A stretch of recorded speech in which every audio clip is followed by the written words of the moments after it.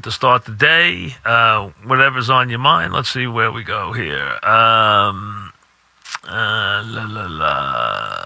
Ryan in Keyport. What's up, Ryan?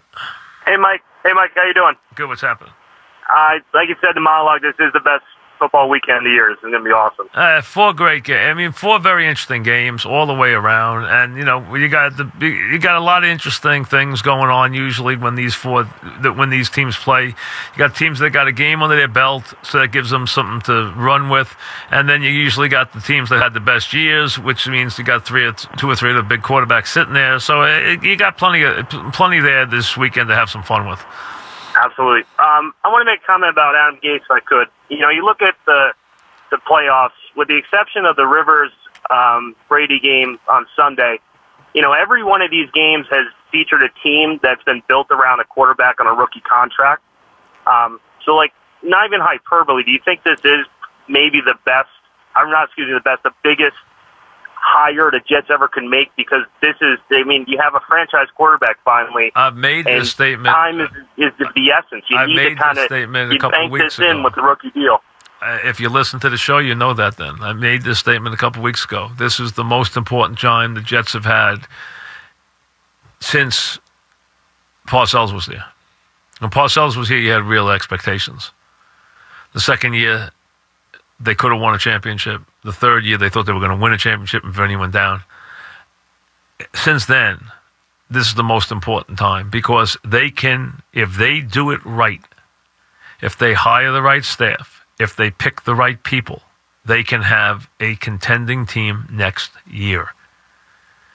There's nothing anywhere that states this quarterback can't make the leap to being a contender in year 2. They absolutely can. It's a proven fact. History shows they will be. So to me, yes, it's an incredibly important year.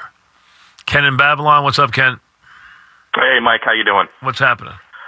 I'm not a Jet fan, but a quick comment. I think that the Greg Williams hire is a perfect fit. I mean, the guy brings, a polar opposite attitude that, Todd Bowles had. I think it's going to be a really good change of pace that they have in the locker room. He can be it depends on how he meshes with the head coach because he can also be a distraction. So yeah. It depends. My question he has to work. He's not for every head coach. He's just not. My question is with the 8 teams remaining, where you see the weakest unit left on the 8 teams. I would say either Kansas City's defense or New England's offense. I would be curious to see who you had the weakest Achilles heel. I think of the 8 units. Well, if I break it down even more than that to the units, Eagles secondary is very weak. And I think that will be a big problem.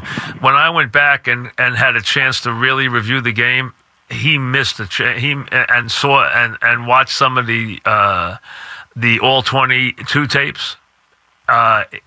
Trubisky missed some enormous opportunities.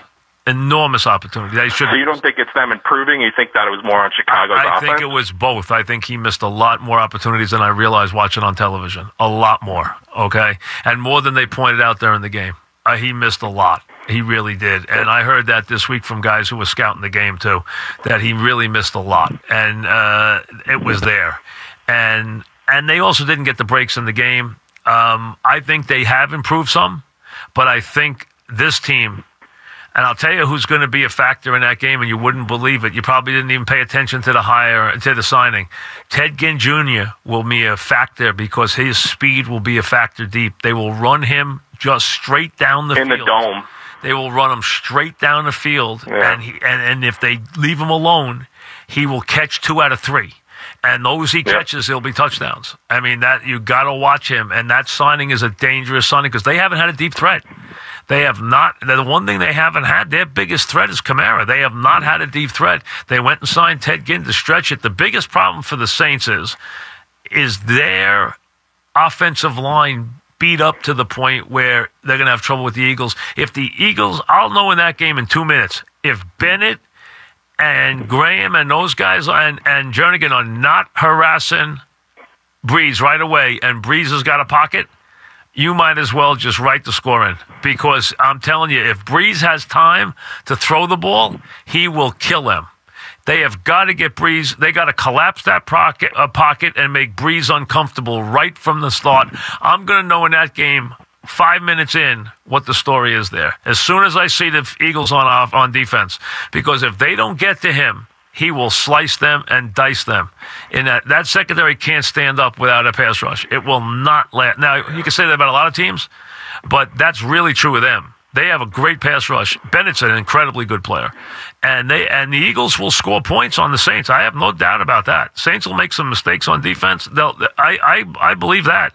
But the question is, can they do anything against what the Saints will present? The Kansas City defense is really weak.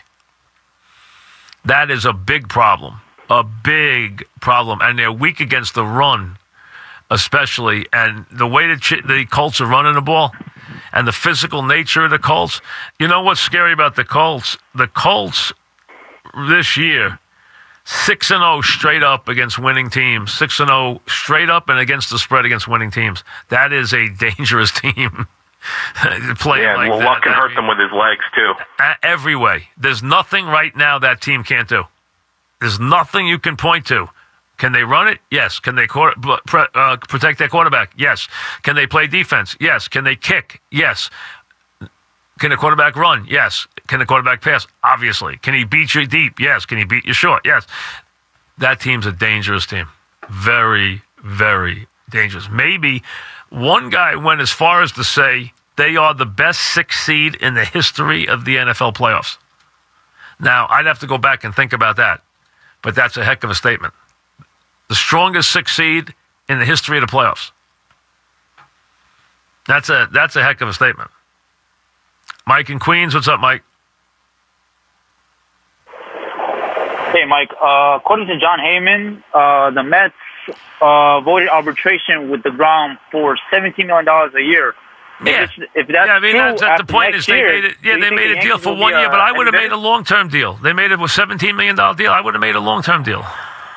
Correct, a long-term deal. But now that it's only for 1 year, do you think the Yankees? I know it's early, but next year after CC leaves, I'm not getting into that yet, Mike. I'm not talking about DeGrom and the Yankees again. I can't. It was all last year. I can't talk about it again. I'm sorry. I can't be starting again on speculation about what DeGrom's going to do in the future. I would have given him more than a 1 year deal. I would not have. That's what I said. I would have given him a longer term deal. That's what I would have done.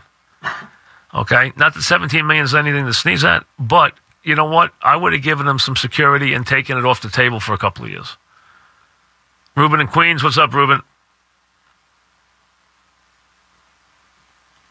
Go ahead, Ruben. Let me see if I'm. You hear me? Yes. Mike, you hear me? I can hear you. Go ahead. Okay. I was against the Giancarlo Stanton signing, but I'm so happy today not going for Machado. I love it. We don't need him. The only thing we need, I go back to Johnny Blanchard, Yogi Berra. I need left-handed hitters. They don't have any left-handed hitting. I mean, they are so one-sided. It is unbelievable. I know, it's unbelievable. But let me ask you one thing.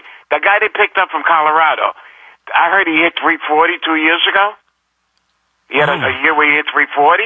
Who, LeMahieu? Yeah, the guy they just signed. No. Oh, he's not a big-time hitter. Oh, 2 years ago, did he hit 340? He hit 340 2 years ago. Yes, right. Yes. Right. LeMahieu, yes. Last year he hit 270 something. Okay. He's so the guy who hits 30. He hits 15 home. He's a 15 home run guy. He's he's not a power guy, Ruben. He's a good hitter. He's a good utility.